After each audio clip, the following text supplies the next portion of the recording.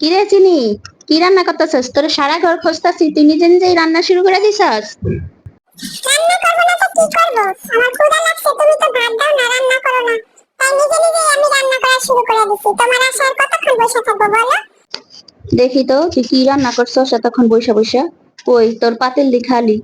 একটুখানি ডাল আর আমশক্ত দিয়ে কালকে রাত্রে আমি রান্না করছিলাম, সেটাই তো সেই পাতিল নিয়ে তুই বসে রইছস। তুই তো মাছ ছাড়া ভাত খাস না। আমি তো ভাবছি তুই মাছ রান্না করে রাখছস, এখন তোকে ভাত দিব। তো এই সারা ঘর তোরে খুঁজে খুঁজে বেড়াইতাছি। তোর আর ভাই বোনেরা কই? গোলু, মিঠু, মির্সি ওরা কোথায়? কেউরে তো দেখি না। তো তোর ক্ষুধা লাগলে তুই একা একা খাবি, পরে আবার ওদেরকে মাইখা দিব?